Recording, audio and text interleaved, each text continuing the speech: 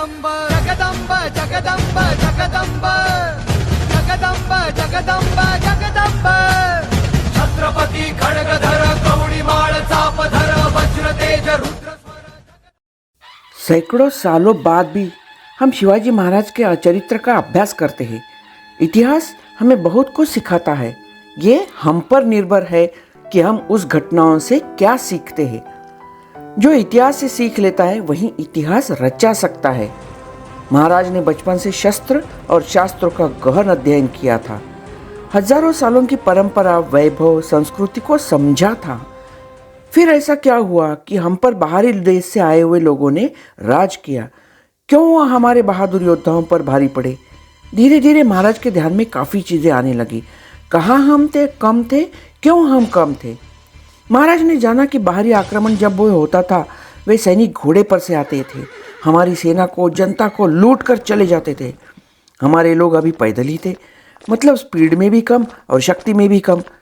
तुरंत महाराज ने अपनी सेना में घोड़ों का दल शामिल करने का निर्णय लिया, मगर बड़े तगड़े अरबी घोड़े खरीदने के लिए पैसे तो थे नहीं। तो क्या हुआ? अपने देसी घोड़ों को तैयार कर लिया। उन्हें कहते हैं भीम थड़े घोड़े।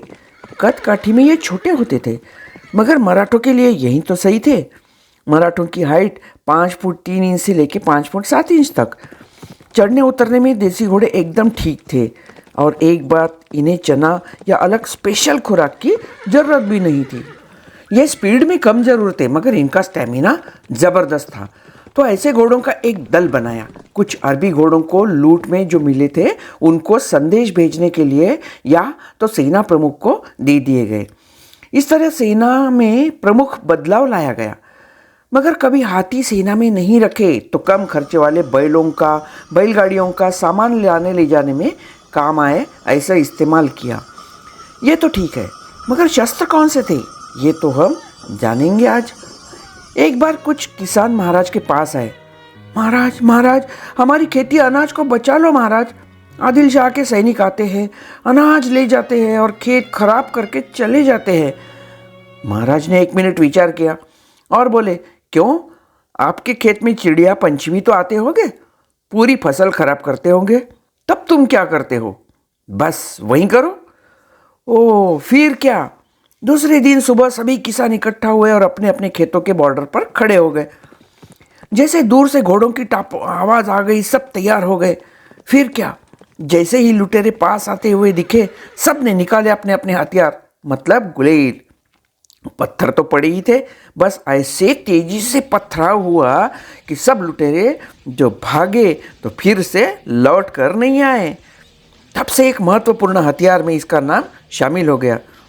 धनुष बाण, परशु, कुल्हाड़ी ये तो थे ही। धनुष वाले सैनिक अक्सर किले के तटबंदी पर खड़े रहते थे, मतलब दूर से भी शत्रु पर हमला कर सकते थे। वैसे ही दूर तक जाने वाला हथियार में एक था भाला। भाला वाले सैनिकों को भालकरी कहते थे। 7-8 फीट लंबा रहता था भाला। युद्ध के समय सबसे आगे रहने वाले थे भालकरी। अपने राज का ध्वज निशानी लेकर जाने वाला भाला अलग तरीके से रहता था। भाले के लिए ऊपर ध्वज रहता था, मतलब ज़रूरत पड़ने पर इसी सैनिक को खुद की रक्षा के लिए इसका फायदा भी होता था। अंकुश, संगीन का भी इस्तेमाल होता था। मगर एक बात थी, भाला एक बार दूर तक फेंक के मारा तो गया, मगर अगली बार क्या करें? महाराज ने इस पर भी इंजीनियरिंग पॉइंट ऑफ व्यू विचार किया और बनाया गया नया बूमरैंग, मतलब वीटा नाम का शस्त्र। वीटा या ईटा मतलब पीछे लकड़ी और सामने लोहे की धार वाला ट्रायंगल, मगर उसको बांध दी बड़ी सी रस्सी, मतलब दूर तक फेंक कर मारना और बाद में रस्सी के सहारे उसे खींचकर वापस अपने पास ले लेना। शिवा कासिद के पास ये हथियार हमेशा रहता था। 0 बजट वाले शस्त्र तो थे ही, मतलब बड़े बड़े पत्थर पहाड़ी से या किले से ढकेल देते थे। उसके नीचे दबकर कई सैनिक या तो घायल होते थे या तो मर जाते थे। दूसरा था सूखे घास का उपयोग, मतलब सूखे घास कचरे का इस्तेमाल हैंड ग्रेनेड जैसे करना। मिट्टी और सूखे घास पत्तियों से बॉल बनाकर रख देना, उसे आग लगाकर बाणों के सामने जो एरो रहता है ना, उस पे लगाना और जलाकर फेंक देना शत्रु पर। फिर क्या, घोड़े हाथी सब डर के मारे भागते थे, भगदड़ मचती थी। उनके ही सैनिक उनके ही हाथों मारे जाते थे। अपने पास जो भी है उसका इस्तेमाल करके भी जीत हासिल हो सकती है। तलवार, गदा और कुल्हाड़ी इसके खासियतों को मिलाकर बनाया गया था शस्त्र था, वो था गुर्ज। लोहे का जैकेट फाड़ने के लिए इसका उपयोग करते थे, मतलब चिलखत फाड़ने के लिए। शंभू प्रसाद नाम का यह शस्त्र शिवाजी महाराज के पास भी था। जाम्बिया, कुकरी, कोयता जैसे हथियार भी तो थे। एक अमुक्त शस्त्र मतलब जिसे हाथों से मुक्त नहीं किया जा सकता, ऐसा शस्त्र मतलब बागनख। अफजल खान की आतड़ियाँ जिसे निकाली थी वो बागनख। ऊपर से सिर्फ अंगूठियां पहनी है ऐसा लगता था, मगर अंदर से नाखून के आकार और तेज धार होती थी उसे। वैसे ही दान पट्टा मतलब लंबी लोहे की पट्टी जो दोनों तरफ से शार्प होती थी। एक हाथ या दोनों हाथों में पकड़कर उसे गोल गोल गोल घुमाया जाता था, जिस कारण उसके पास आने वाला कोई भी शत्रु बच ना पाए। यशवंत नाम का ऐसा दान पट्टा भी शिवाजी महाराज के पास था।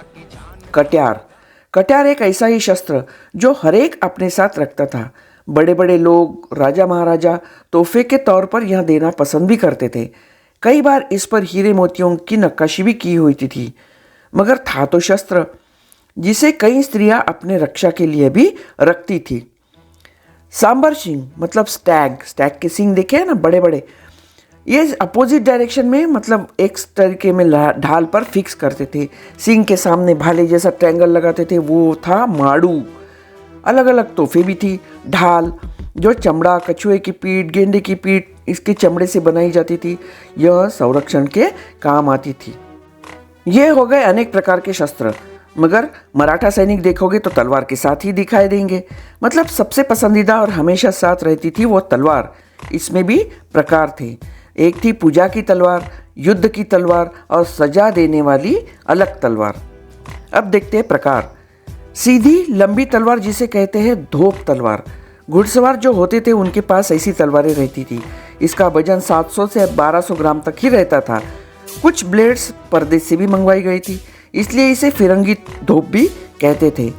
महाराज ने इसका भी बारीकी से विचार किया था। गनीम के पास ऊंचे घोड़े, सैनिक भी ऊंचे तगड़े। उनकी तलवार छोटी होते हुए भी मराठों पर हावी होती थी, तो क्या करे। फिर तुरंत एक निर्णय लिया गया कि तलवारें ऐसी तैयार की गई कि वजन में हल्की, एकदम सीधी, स्ट्रेट और उसकी लंबाई बढ़ा दी गई। वजन में हल्की होने के कारण काफ़ी देर तक शत्रु का सामना करना इजी होता था। घंटों तक तलवार पकड़कर हाथ को पसीना आता था। उस वजह से तलवार हाथ से गिर न जाए, इसलिए मूठ मतलब ग्रिप जहाँ रहती थी वहाँ से तलवार पकड़ते हैं उसके अंदर कपड़ा चिपकाया गया, जिससे पसीना एब्सॉर्ब हो जाए और हाथ में चिपचिपाहट भी ना हो। इससे पहले जो तलवारें आती थी उसका पत्ता मोटा, ब्रॉड मतलब चौड़ा रहता था, वो थी खांडा तलवार। बाद में आई मुगराब मतलब सामने से थोड़ी सी कर्व होने वाली। धोप भी पहले ऐसी ही वक्र धोप जिसे कहते हैं ऐसी थी। बाद में महाराज ने उसे बदलकर सामने का भाग सीधा बनाया। तलवार के मूठ या ग्रिप जहाँ पकड़ते हैं उस पर घोड़ा, शेर, हाथी जैसे भी चित्र बना के रहते थे। ऐसी ही अलग अलग 40 प्रकार की ग्रिप्स हमें दिखाई देती है। मुल्लेरिया कर्नाटक की ग्रिप अलग होती थी। महाराज की तलवार वैसी ही थी। मराठा मूठ तो बहुत ही मशहूर थी। पतला सा ब्लेड और सामने से थोड़ा सा कर्व जिसे दिखता था वह थी दशावतारी। तेगा जरा सी पतली और कर्व तलवार थी, जबकि स्नेक स्टाइल मतलब दोनों तरफ से तेज होती थी वो थी नागिन।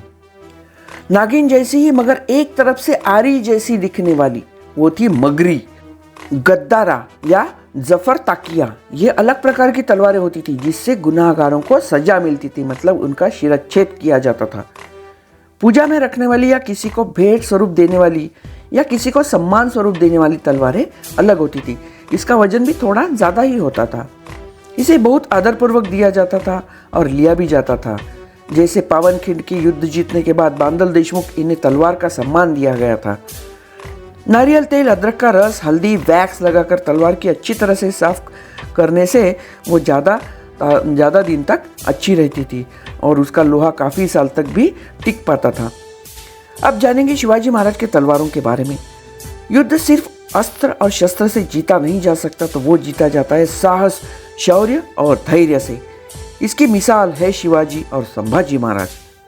भवानी तलवार, इसकी रोचक कहानी तो ये थी कि माँ भवानी ने इसे शिवबा को दी थी। अफजल खान वध के लिए जाते समय। मगर असली बात यह है कि कोंकण में सागर किनारे पर पोर्तुगीजों का एक जहाज़ अटका पड़ा था। वहाँ के मुख्य अंबाजी जाधव इन्होंने उस जहाज़ पर कब्जा कर लिया और बहुत ही कीमती सामान कब्जे में लिया। उसी में सुंदर नक्काशी की हुई, रत्न लगाई हुई, दोनों तरफ से तेज, वजन में सिर्फ 1200 ग्राम और बढ़िया लोहे का इस्तेमाल किया गया था, ऐसी तलवार भी बरामद हुई। तभी अचानक रुस्तुम जमात और सावंतवाड़ी के सावंत इनमें युद्ध का असर दिखने लगे। महाराज ने दोनों को समझाया और उनमें सुलह करवाई। अंबाजी का बेटा कृष्णा जी, इन्होंने यह कीमती तलवार महाराज को भेंट स्वरूप दी, मगर इतना बड़ा तोहफा लेने से महाराज ने इनकार कर दिया। वे चाहते थे कि ऐसी लाजवाब चीज़ स्वराज के लिए ज़रूरी है, इसलिए उन्होंने पैसे मतलब 300 होन तब के, मतलब तब के 300 आज के 7.5 करोड़ होते हैं, वो सावंत को दिए और तलवार हमेशा से स्वराज के काम में आई।